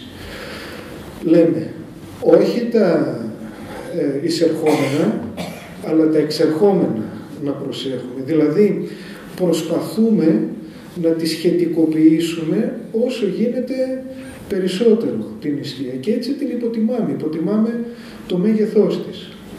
Από την άλλη πλευρά, ο άλλος κίνδυνος είναι η τυποποίηση.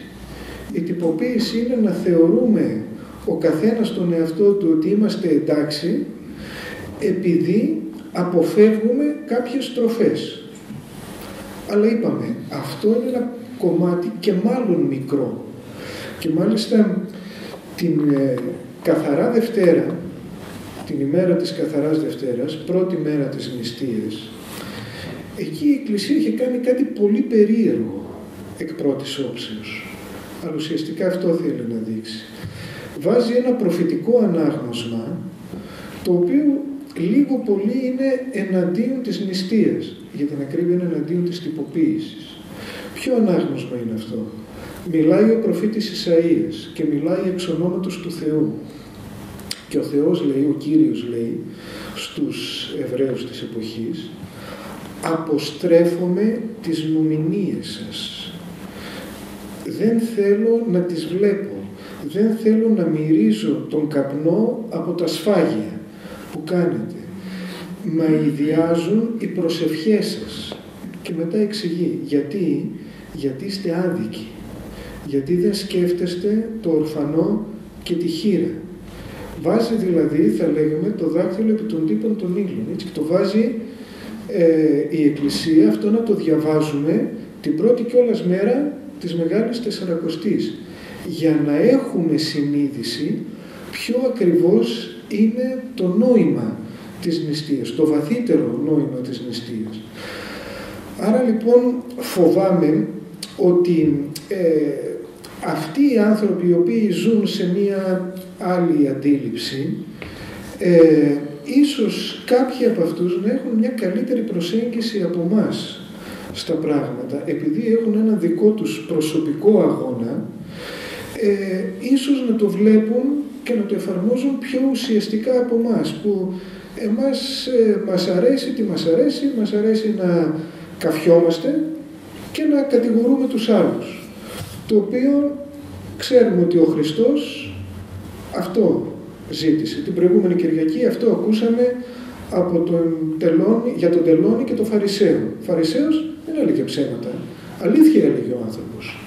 Απλώς το πρόβλημά του ήταν ότι κοίταζε μόνο τον εαυτό του.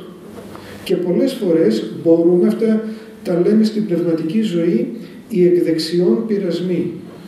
Να προχωράς στην αρετή, να γίνεσαι πραγματικά καλός και αυτό να το ξέρεις. Αυτό είναι πολύ μεγάλος κίνδυνος, πάρα πολύ μεγάλος κίνδυνος. Γιατί τότε χάνουμε την προοπτική της μετάνοιας. Χάνουμε την αίσθηση της ευτέλειάς μας, ότι δεν αξίζουμε τίποτε. Και αυτό είναι πολύ σημαντικό νομίζω που θα πρέπει να έχουμε κατά νου. Ευχαριστώ πολύ κύριε Παναγιωτόπουλε, και καθώς βαδίζουμε σιγά σιγά προς το τέλος της σημερινής συνάντησης, να απευθύνω δύο τελευταία ερωτήματα, ένα στον κύριο Κροκίδη και στη συνέχεια στον κύριο Παναγιωτόπουλο. Κύριε Κροκίδη, θέλω να σας ρωτήσω το εξής.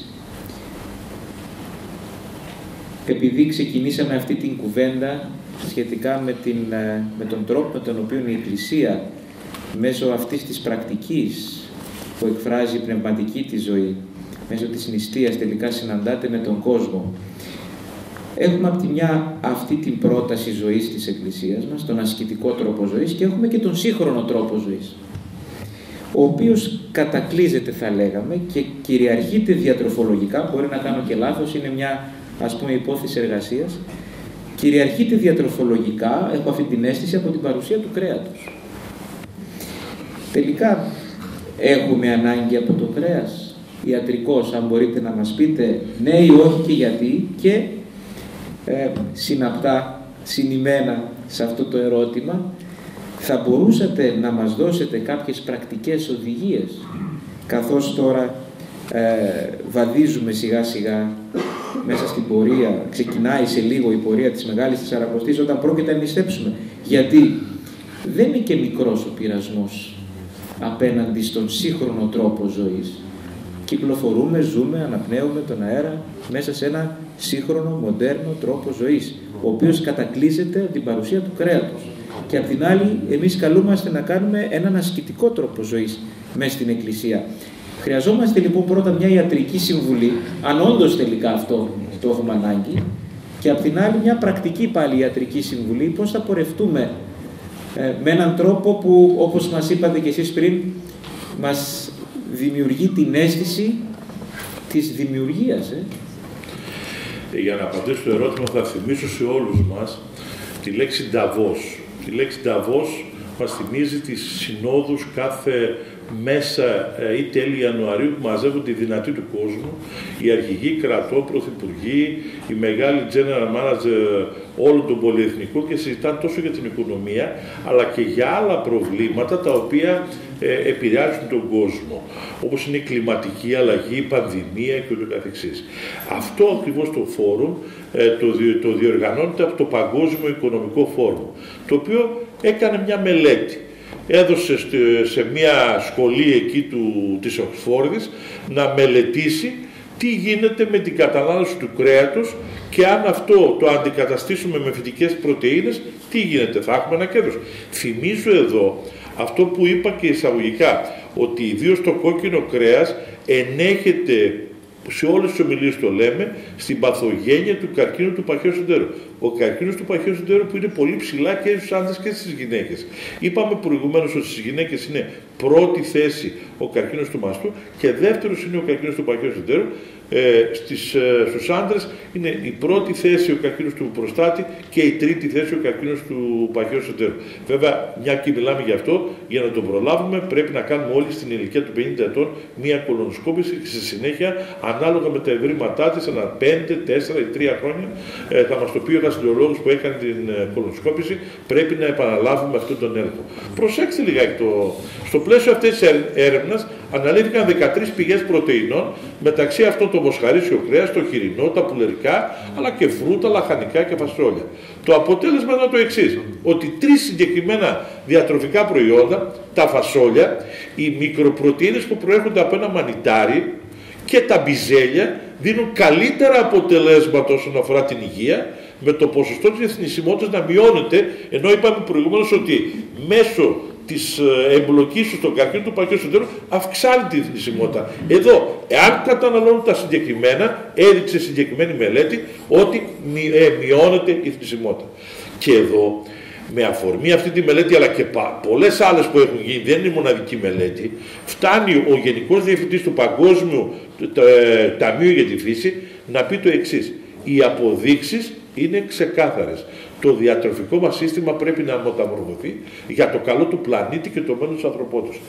Σήμερα μιλάμε πάρα πολύ για την κλιματική αλλαγή, η οποία επηρεάζει όλες τις εκφάσεις, και την ιατρική αλλά και όλα τα υπόλοιπα. Άρα πρέπει να κάνουμε κάτι προκειμένου να αλλάξουμε το διατροφικό μας μοντέλο, και σε αυτή την αλλαγή έχει μια πολύ σημαντική θέση και η Ορθόδοξη Χριστιανική Νηστεία, που βγάζει για κάποιο χρονικό διάστημα το κρέας.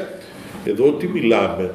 Δεν είμαστε απέναντι ούτε στους κτηνοτρόφους, ούτε απέναντι στους κρεοπόλες, ούτε μιλάμε αντικειμενικά, έτσι που θέλουμε και οι συμπολίτες μας αυτοί και οι συμπατριώτες μας να έχουν ακριβώς τα εισοδήματά τους και την πελατεία τους, αλλά μιλάμε κάτω από το πρίσμα της ιατρικής αλλά και της θεολογίας.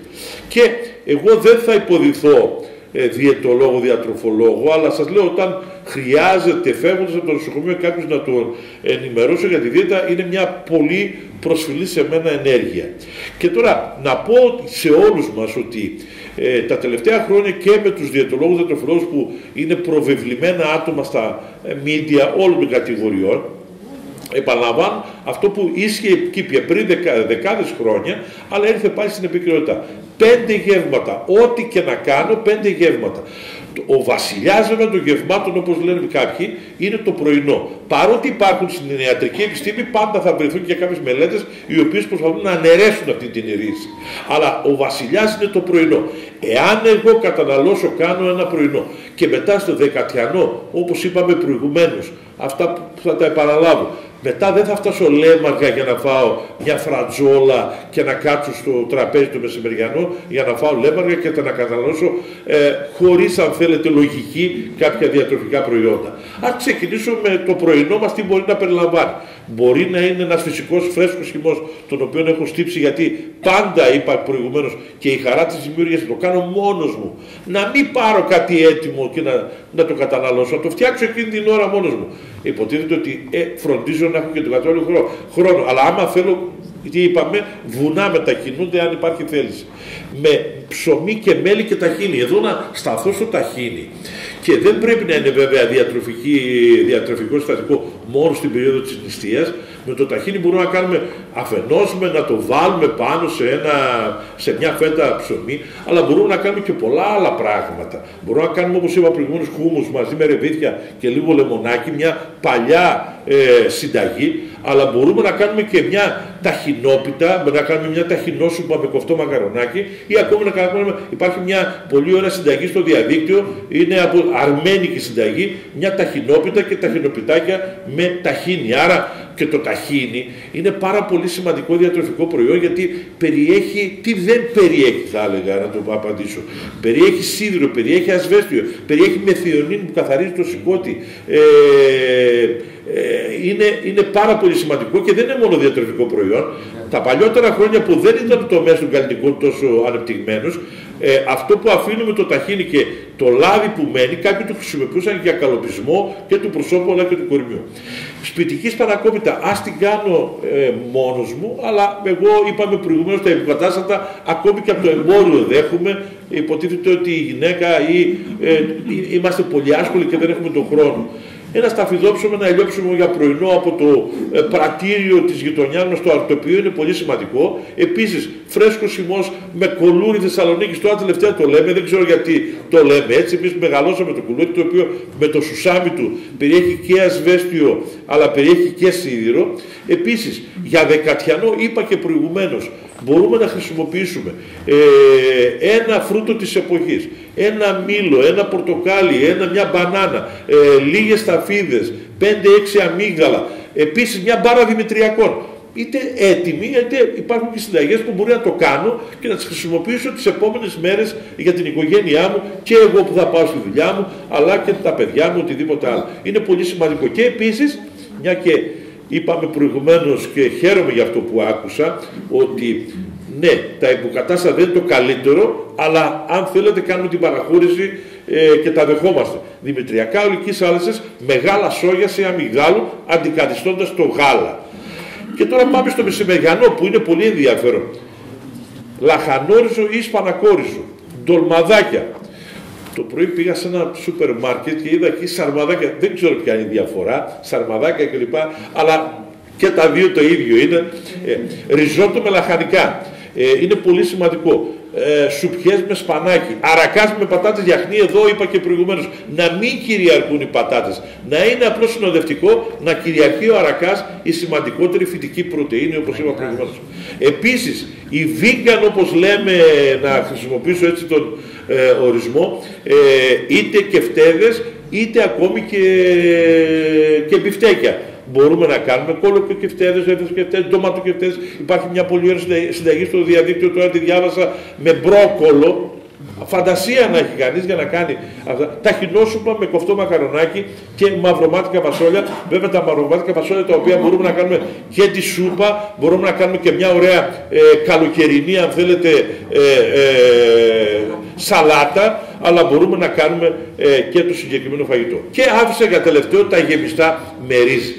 Νομίζω ότι όλοι βρισκόμαστε εδώ, δεν υπάρχει άνθρωπος που να πει ότι δεν μεγάλωσα με το συγκεκριμένο φαγητό ή δεν μου αρέσει το συγκεκριμένο φαγητό. Σεβασμιότητα. Νομίζω ότι μεγαλώσαμε αυτό. Βέβαια, εγώ το είπα και στις άλλες ομιλίες μου και το λέω, θεωρώ ασέβεια να λέμε ότι τα γεμιστά τα οποία δεν έχουν κρέας τα ονομάζουμε ορφανά. Δεν ξέρω από πού προέρχεται ο όρος, δηλαδή ορφανά από τι είναι. Και όμως θα δείξουμε τώρα ότι είναι. Και μάλιστα υπάρχει στο διαδίκτυο μια πολύ ωραία συνταγή, λίγο πολίτικη, η οποία στο γόμο βάζει και κάποιους κύβους μελιτζάνας και κολοκυθάκι. Το συγκεκριμένο φαγητό, όπως λέει ο συνάδελφός μου, ο Γιάννης ο Σπηλιώτης, που είναι ένας χειρουργός ογκολόγος, ο οποίος δούλεψε για πολλά χρόνια στον Άγιο Σάββατο, το μεγαλύτερο νοσοκομείο της χώρας. Και τώρα είναι στο ιδιωτικό τομέα. Έγραψε ένα πολύ ωραίο βιβλιαράκι, «Καρκίνος, ποιος είσαι, πού ζεις, πώς ζεις». Το ερχόμενο Σάββατο θα το παρουσιάσει στο καλοκαιρικό της Θάσου. Όποιοι μπορέσουν, αλλά είναι λίγο δύσκολο γιατί και τα δρομολόγια δεν είναι καλά, θα παρουσιάσει το βιβλίο το συγκεκριμένο. Και τι μας λέει ο Γιάννης ο Σπηλιώτης αυτό το βιβλίο, ότι το συγκεκριμένο έδεσμα το οποίο γίνεται με τη συγκεκριμένη συνταγή έχει 6 αντιοξυδοτικές, λέγεμε αντικαρκινικές ουσίες. Μελιτζάνα, πατάτα, ρύζι, πιπεριά, ντομάτα και κολοκυθάκι. Και προχωράει ο Γιάννης Σπηλιώτης, και αν θέλετε να μας μείνει αυτό, και όχι μόνο για την Ορθόδοξη Χριστιανική Νηστεία, αλλά για το γενικότερο του θέματος, το μεσημεριανό τραπέζι δεν είναι μόνο για την Κυριακή, είναι και για τις άλλες μέρες. Ασπίδα στον καρκίνο είναι η κατσαρόλα, κύριε Στογιαννίδη. Δυστυχώς φύγαμε από αυτό, δηλαδή δεν βάζουμε, όπως λέμε απλά λαϊκά, τσουκάλι καθημερινά, έτσι, χρησιμοποιούμε ετοιματζίδικα πράγματα, και γι' αυτό ακριβώς και ο καρκίνος στερίζει, και το βλέπουμε και στο νοσοκομείο, μια και οι δύο μας ογκολόγοι έχουν δουλειά με φτερά που λέμε. Λοιπόν, άρα ασπίδα στον καρκίνο είναι η κατσαρόλα. Το να βάζει ο καθένας καθημερινά τσουκάλι, σύμφωνα με τις δικές του οικονομικές δυνατότητες, με φαντασία βέβαια πάντα, είναι το σημαντικότερο, και βέβαια η κατσαρόλα, η οποία πρέπει να προσφερθεί στο μεσημεριανό τραπέζι, το οποίο δεν είναι μόνο για την Κυριακή το μεσημέρι. Σας ευχαριστούμε, κύριε Κροκίδη, διότι η ανάλυση που μας κάνατε δεν είναι μόνο περιγραφή κάποιων πρακτικών διαιτολογίου, διατροφολογικής φύσεως, αλλά ουσιαστικά αποκαλύπτει έναν ολόκληρο πολιτισμό. Δηλαδή, μας δείχνει ότι το νηστίσιμο φαγητό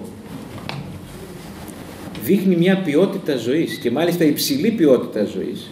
Δεν είναι απλώς μια συγκυριακή, ας πούμε, αφορμή για να μπορέσουμε να ανταποκριθούμε σε αυτά τα κελεύσματα, τα πνευματικά της Εκκλησίας μας. Είναι το πεντόσταγμα ίσως, το διατροφολογικό πεντόσταγμα ενός πολιτισμού. Δείχνει μια ποιότητα ζωής. Επομένως, αυτό μου δίνει μια πολύ όμορφη γέφυρα, χτίζει μια πολύ όμορφη γέφυρα για την τελευταία ερώτηση που θα ήθελα να θέσω στον κύριο Παναγιωτόπουλο. Τελικά, βλέπουμε ότι η νηστεία δεν είναι μόνο μέσο, γιατί λέμε, είπατε πολύ όμορφα πριν για τα εξερχόμενα και τα εισερχόμενα, είναι μέσο, λένε πολύ η νηστεία, εμείς να κοιτάξουμε το σκοπό που είναι η θέωση, η πνευματική ανύψωση του ανθρώπου. Ναι, αλλά λέμε και στην θεολογική μας γλώσσα ότι υπάρχει ο ασκητικός τρόπος ζωής, που δεν είναι μόνο μέσα στη Μεγάλη Τεσσαρακοστή. Έχω την εντύπωση ότι θα χαρακτηρίζει τον παράδεισο. Χαρακτηρίζει τον παράδεισο. Ο ασκητικός τρόπος ζωής είναι μια ποιότητα, ένα δείγμα πολιτισμού, ας πούμε. Τελικά, για να κλείσουμε έτσι με κάτι πολύ, ας πούμε, αισιόδοξο και ελπιδοφόρο, τι θα μπορούσαμε να πούμε σήμερα στο σύγχρονο άνθρωπο, στο σύγχρονο κόσμο, σε όλους εμάς που είμαστε μέλη μιας μοντέρνας κοινωνίας, έχουμε τις υποχρεώσεις μας, τους οραματισμούς μας, τις προοπτικές μας, θέλουμε να ζούμε, προσπαθούμε να ζούμε συνειδητά μέσα στην αγκαλιά της Εκκλησίας, αλλά είμαστε και σε ένα μοντέρνο κόσμο και θέλουμε να ανταποκριθούμε και στον τρόπο αυτό ζωής, με πιο σκεπτικό, όχι ότι υιοθετούμε τα πάντα, αλλά ότι ζούμε σε αυτόν τον κόσμο και δεν μπορούμε να αρνηθούμε αυτή την πραγματικότητα. Ακολουθώντας δηλαδή τη γνωστή διατύπωση από την αρχιερατική προσευχή του Χριστού, σε παρακαλώ, λέει, Πατέρα μου, μην τους πάρεις από τον κόσμο, να τους κρατήσεις μέσα σε αυτόν τον κόσμο, αλλά το λέω έτσι με δικά μου λόγια, να τους κρατήσεις όντες δεμένοι μαζί μας με τον Τριαδικό Θεό. Ποιο θα είναι λοιπόν το ελπιδοφόρο μήνυμα, το αισιόδοξο, που έχει να πει σήμερα η Εκκλησία μας, ο εκκλησιαστικός και ο θεολογικός λόγος, για το νόημα της νηστείας στο σύγχρονο κόσμο? Η σχέση του ανθρώπου με τον κόσμο είναι ένα πάρα πολύ λεπτό σημείο, γιατί ακριβώς στην αρχιερατική προσευχή στον κήπο της Γεστημανή ο Χριστός λέει ότι τους μίσησε ο κόσμος αυτούς. Η Εκκλησία οπωσδήποτε δεν αποστρέφεται τον κόσμο και η βασική της αποστολή είναι να αγιάζει τον κόσμο. Δεν τον υπερτιμά, αλλά ούτε τον υποτιμά. Θεωρεί ότι η καλύτερη θέαση απέναντι στα πράγματα του κόσμου είναι να μην ξεχνάμε ποια είναι η πραγματική μας πατρίδα. Και η πραγματική μας πατρίδα είναι ο ουρανός. Είναι η βασιλεία των ουρανών. Εδώ η νηστεία έχει μια δική της ξεχωριστή θέση, γιατί βοηθάει στον άνθρωπο να θυμηθεί ακριβώς αυτήν την κλίση του, την ουράνια κλίση, αυτόν τον προορισμό. Πώς? Του λέει ότι κοίταξε, θα ζήσεις, αλλά θα ζήσεις υπερβαίνοντας τις ανάγκες σου.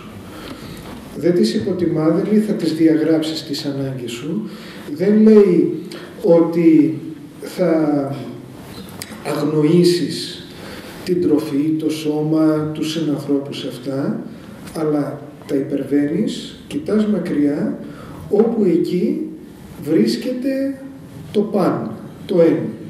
Είναι σημαντικό εδώ να προσέξουμε δύο πράγματα. Το ένα είναι, και εδώ θα προεκτείνω την πολύ όμορφη σκέψη του γιατρού μας, γιατί ένα από τα μεγάλα προβλήματα τα οποία αντιμετωπίζουμε σήμερα και έχουμε αρχίσει να το βλέπουμε, είναι η κλιματική αλλαγή. Και μεγάλο μερίδιο στην κλιματική αλλαγή έχουν οι διατροφικές μας συνήθειες. Εκεί λοιπόν έχει ακουστεί πολλές φορές η έκφραση ότι πρέπει να αρχίσουμε να σκεφτόμαστε για ένα είδος αναπτυξιακής νηστείας. Ότι γενικά αυτή η καλπάζουσα πορεία προς την ανάπτυξη, στην πρόοδο, η οποία γίνεται αχαλήνωτη, μας οδηγεί σε αδιέξοδο. Και πρέπει τα πράγματα να τα βλέπουμε διαφορετικά.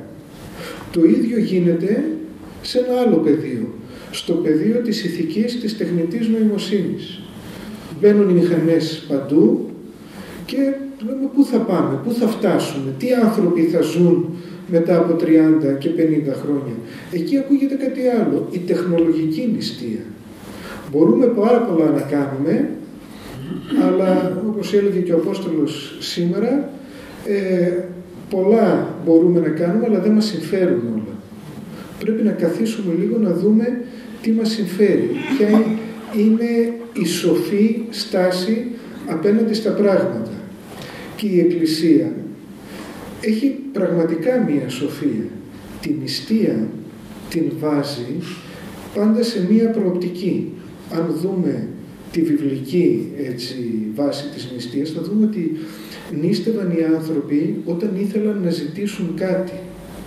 Ή βλέπουμε Αγίους να νηστεύουν και μετά να επιτελούν ένα θαύμα. Νηστεύουν, προσεύχονται, να επιτελούν θαύμα. Ο Χριστός λέει στους μαθητές του, δεν τα καταφέρατε, γιατί αυτό το γένος των δαιμόνων για να αντιμετωπιστεί θέλει νηστεία και προσευχή. Έχει λοιπόν, ανήκει στο στάδιο της προετοιμασίας. Αλλά εδώ ας προσέξουμε λίγο, δεν είναι το παν η νηστεία, το παν είναι η Ανάσταση, η αλλαγή, η άλλη ματιά στα πράγματα. Είναι αυτό το ανέσπερο φως της ελπίδας που το βάζουμε μέσα στη ζωή μας. Λοιπόν, και υπάρχουν και μέρες στις οποίες γιορτάζουμε και εκεί τι λέει η Εκκλησία, απαγορεύεται να νηστεύουμε. Γιατί η νηστεία έχει αυτόν τον χαρακτήρα, τον προπαρασκευαστικό. Έρχεται και η εποχή της ευφροσύνης, αλλά πάντα κυριαρχεί η σοφροσύνη. Οφείλει να κυριαρχεί η σοφροσύνη. Άρα λοιπόν θα έλεγα ότι η νηστεία είναι, ή οφείλουμε να τη βλέπουμε, σαν μια εξίσου ευφρόσινη περίοδο, δηλαδή να την τελούμε με χαρά, μπορεί να μας ανοίξει, να καθαρίσει το πνεύμα μας, όπως είπαμε, από το σύνηθες, από το βολικό, να μας οδηγήσει σε άλλα μονοπάτια του να βλέπουμε τα πράγματα και να μπορέσουμε έτσι να δούμε την καθεαυτό χαρά που είναι η αναστάσιμη περίοδος. Κύριε Παναγιωτόπουλε, κύριε Κροκίδη, κύριε Παναγιωτόπουλε, σας ευχαριστούμε θερμά για τα πολύ όμορφα πράγματα, θεολογικά και ιατρικά, που επισημάνατε, αναλύσατε, περιγράψατε σήμερα.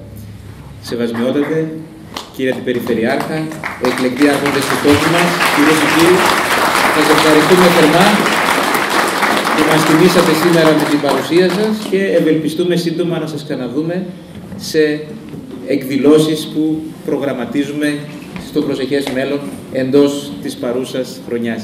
Καλό σας βράδυ. Σας ευχαριστούμε πολύ και πάλι. Ευχαριστούμε θερμά.